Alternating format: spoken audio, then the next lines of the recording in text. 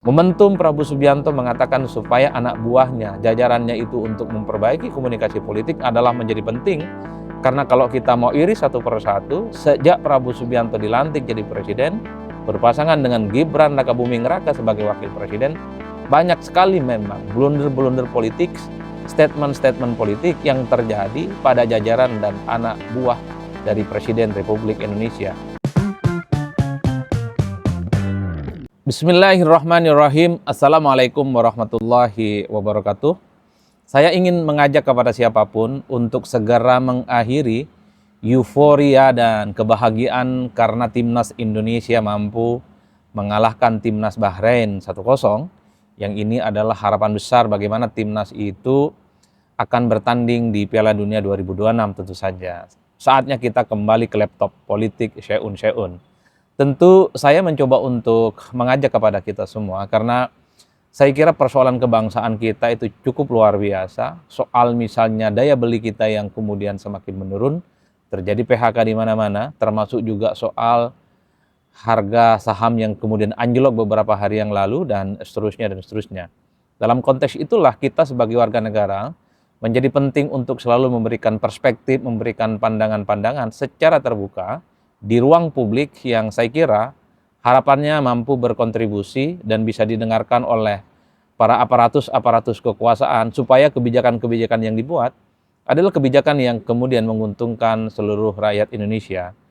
Ada seorang ilmuwan politik ya, Jürgen Habermas mengatakan ada yang disebut dengan free public sphere. Ada ruang terbuka di mana semua orang itu mampu menyampaikan pendapat-pendapatnya terkait dengan situasi politik yang berkembang, terkait dengan ekonomi, terkait dengan sosial, terkait dengan budaya, terkait dengan agama, termasuk juga soal politik-politik yang kemudian berkembang cukup dinamis. Ruang publik terbuka itu, kalau dalam perspektifnya Habermas, itu bisa dilakukan dimanapun. Kita berdiskusi dengan teman di warung kopi, kita bisa berdiskusi dengan sahabat misalnya di warung-warung di pinggir jalan, kita juga bisa berdiskusi itu misalnya di tempat olahraga, kita juga bisa berdiskusi apapun di tempat-tempat yang mungkin selama ini kita bisa mengakses begitu banyak masyarakat. Di majlis talim, kemudian di kelompok pengajian, kemudian juga di kelompok-kelompok arisan, di kelompok olahraga, di warung-warung yang kemudian membuat kita itu satu sama yang lain kemudian bisa berdiskusi, berdialog soal bagaimana situasi politik dan situasi kebangsaan yang terjadi di negara kita. Makanya adanya free public sphere, kata Habermas, mestinya ini dimanfaatkan oleh seluruh warga negara yang tentu memiliki kepedulian bagaimana suasana hati, kebangsaan, dan terkait dengan kebijakan-kebijakan politik pemerintah di masa-masa yang akan datang tentunya lebih berpihak kepada rakyat dan tidak berpihak hanya kepada segelintir orang saja. Jadi dalam konteks itulah kemudian Bapak Ibu semua, teman-teman, para sahabat dan para kolega, saya untuk menyampaikan satu hal ya terkait dengan kali ini. Saya mencoba untuk menggunakan free public sphere, ruang publik yang cukup terbuka dan bebas ini, untuk bicara tentang himbauan dari Prabowo Subianto, di mana Prabowo itu meminta kepada jajarannya, meminta kepada anak buahnya, untuk memperbaiki komunikasi politiknya kepada rakyat. Karena bagi Prabowo Subianto, begitu banyak inisiatif, begitu banyak hal-hal yang sebenarnya sudah dilakukan untuk kepentingan bangsa dan negara, tapi itu tidak terkonfirmasi dan tidak tersampaikan dengan baik. Efeknya adalah tentu yang timbul ke permukaan adalah hal-hal yang berekses negatif, hal-hal yang kemudian ada sesuatu yang tidak pernah terkonfirmasi, misalnya bahwa sebenarnya begitu banyak kebijakan-kebijakan politik pemerintah yang dilakukan dan itu sangat kelihatan pro dengan rakyat. Momentum Prabowo Subianto mengatakan supaya anak buahnya, jajarannya itu untuk memperbaiki komunikasi politik adalah menjadi penting. Karena kalau kita mau iris satu persatu, sejak Prabowo Subianto dilantik jadi presiden, berpasangan dengan Gibran Rakabuming Raka sebagai wakil presiden, banyak sekali memang blunder-blunder politik, statement-statement politik yang terjadi pada jajaran dan anak buah dari Presiden Republik Indonesia. Saya mencatat ya, saya hampir hafal di luar kepala, ada sedikitnya sekitar 11 poin yang kemudian menurut saya ini bagian dari salah satu bentuk kegagalan bagaimana komunikasi publik itu disampaikan dengan baik oleh para orang-orang yang ada di sekitar istana dan di sekitar kekuasaan. Pertama, kita cek soal tabung gas LPG 3 kg. Dulu kita tahu Bagaimana warung kelontong itu kan diharamkan untuk menjual tabung gas LPG 3 kg. Kita tahu niatnya adalah untuk melakukan efisiensi. Kita tahu niatnya adalah supaya pengemplang-pengemplang ataupun pebisnis-pebisnis curang yang terkait dengan tabung gas LPG itu bisa dieksekusi. Tapi karena komunikasi publik yang kemudian tidak baik, dan mungkin juga ini adalah kebijakan-kebijakan yang mungkin tanpa dilakukan satu studi yang komprehensif, sehingga yang timbul ke permukaan adalah soal resistensi dan protes yang terjadi di mana-mana.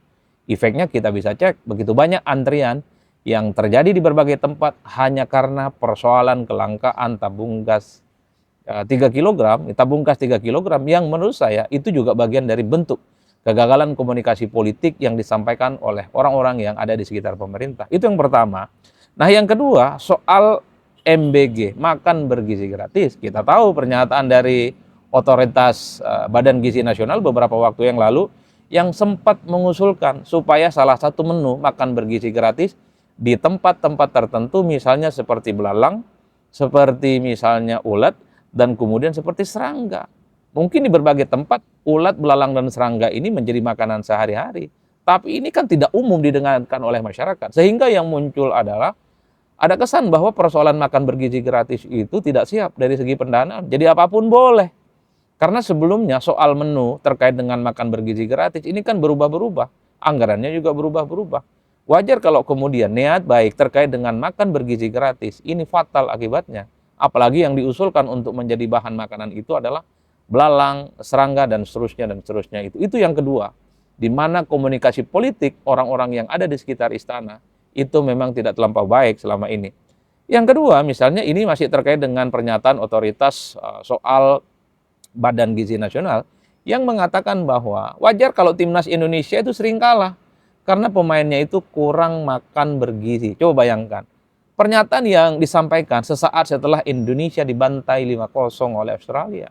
Tiba-tiba muncul pernyataan dari Badan Bergizi Nasional yang mengatakan dan seakan-akan menyatakan bahwa Indonesia itu sering kalah selama ini, mainnya tidak kompetitif karena pemainnya itu kurang gizi. Itulah yang kemudian menimbulkan kemarahan publik. Ini sama halnya mengatakan bahwa proyek naturalisasi yang dilakukan oleh PSI selama ini itu adalah proyek gagal karena pemainnya kalah 5-1 dari Australia, dan itu menunjukkan orang luar sekalipun terkesan tidak mendapatkan gizi yang seimbang. Ini adalah bentuk komunikasi yang menurut saya menimbulkan kegaduhan dan kontroversi tidak berkesudahan. Betul, makan bergizi gratis itu penting supaya badan anak-anak kita di kemudian hari itu sehat. Tapi jangan kait-kaitkan dengan kekalahan kita, timnas kita dengan negara-negara lain. Itu adalah blunder yang ketiga terkait dengan kesalahan makan bergizi gratis. Yang keempat, ada pernyataan dari seorang menteri yang mengatakan bahwa MBG itu jauh lebih mendesak dibandingkan dengan lapangan pekerjaan. Padahal sorry itu sih harus kita katakan, makan bergizi gratis dengan lapangan pekerjaan ini sama-sama penting kok, dan tidak perlu dibentur-benturkan satu sama yang lainnya. Artinya apa? Negara kita ini wajib memenuhi kebutuhan dasar anak-anak kita, tapi pada saat yang bersamaan orang tuanya juga harus dipikirkan. Terutama mereka yang masih menganggur, tidak mendapatkan pekerjaan, harus mendapatkan pekerjaan. Jadi jangan banding-bandingkan untuk sesuatu yang memang sama-sama berguna untuk rakyat secara keseluruhan. Yang kelima, ketika anak-anak kita protes terkait dengan menu makan bergizi gratis, kira-kira begitu, karena mungkin dagingnya mentah, sayurnya kurang oke, dan seterusnya, alih-alih bukan untuk memperbaiki menunya, tapi anak itu kemudian dikatain songong lah, tidak berterima kasih lah, dan seterusnya, dan seterusnya. Padahal apa susahnya ketika misalnya ada kritik, ada masukan, menunya kurang oke, mungkin kurang mateng, lagi setengah mateng, di lidah mungkin terlampau kepedesan, mungkin juga itu terlampau keasinan atau kurang asin, ya tinggal diperbaiki. Tapi kan tidak perlu dikata-katain bahwa anak ini tidak bersyukur, anak ini kemudian sok kaya, dan seterusnya, dan seterusnya. Itu adalah bentuk komunikasi yang menurut saya tidak oke dan buruk tentu saja. Seakan-akan rakyat itu nggak boleh komplain dan tidak boleh menyatakan sesuatu yang tidak oke. Dan kalau komplain itu dianggap tidak berterima kasih. Itu adalah blunder yang kelima. Yang keenam, ketika ada orang mengkritik ya terkait dengan revisi Undang-Undang TNI, coba bisa dibayangkan apa responnya? Dikatain orang nggak punya kerjaan dan kampungan. Ini negara demokrasi, orang itu bisa bersikap apapun, bisa protes, bisa demo, bisa tidak setuju, bisa setuju. ataupun tidak berbuat apapun juga diperbolehkan. Artinya apa? Ketika ada kritik terhadap kebijakan-kebijakan politik pemerintah, itu jangan dimaknai sebagai sesuatu yang kampungan dan dinilai tidak punya pekerjaan. Justru pekerjaan rakyat itu adalah melihat bagaimana kinerja para elit negara dan bangsa ini yang memang gaji mereka itu menggunakan dari pajak-pajak rakyat. Itulah yang kemudian saya sebutkan sebagai blunder yang keenam.